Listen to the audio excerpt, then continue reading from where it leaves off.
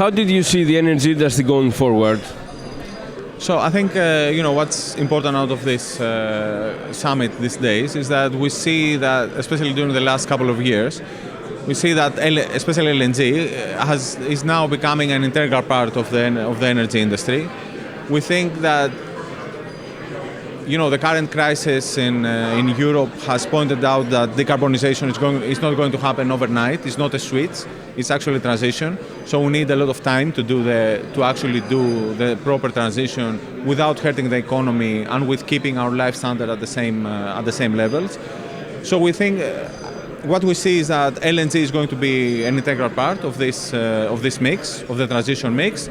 We think that going forward, we will see a larger drive towards replacing older fuels like coal and oil, and having LNG in the middle with also obviously renewables and more, let's say, greener energies. But also we see a lot of potential for CO2 capturing, because I think in the next 30 to 40 years it will be difficult to have hydrocarbons totally out of the mix. So I think that keeping in mind that we need energy to run our lives, I think it's realistic to say that together with carbon capture, we should be able to reach the 1.5 degrees increase, the limit to the 1.5 degrees increase that we want. What did you enjoy most about this edition of World LNG Summit organized here in Athens? I think it's a real pleasure to have the summit in Athens. We have been participating in the summit for some time when it was in Lisbon and in Rome. We are very happy to have the summit here in Athens. It's always very well attended. We have very high profile LNG experts from around the world coming to Athens.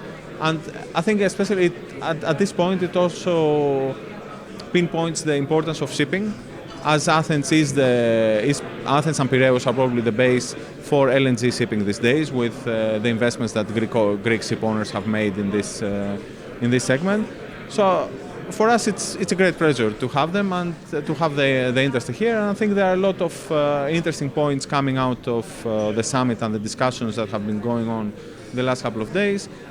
Again, I would say the main concept being that especially Europe, we need to make sure that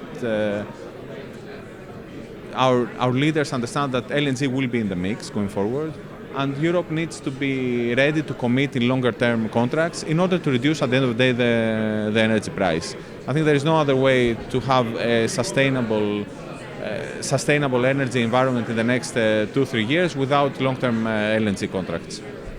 Capital Project Partners is an international shipping company against to the seaborne transportation of natural gas, as we know, among other activities, of course. Which are the main challenges and fears you are dealing with? I would say the main challenges in the shipping segment over the last few years have been mostly choosing the right technology and making sure that our vessels are future-proof in terms of regulations and environmental restrictions. Now we just saw yesterday the last couple of days, I think Europe coming out with a new ETS framework for shipping. I think this has been the main challenge. I think we have fared quite well by making sure that our vessels are up to date. They have the latest technologies. As I mentioned previously, the latest orders we have are actually, we managed to reduce methane slip by more than 50% in the new generation of vessels. So we're optimistic for the future of the company and the future of our trade.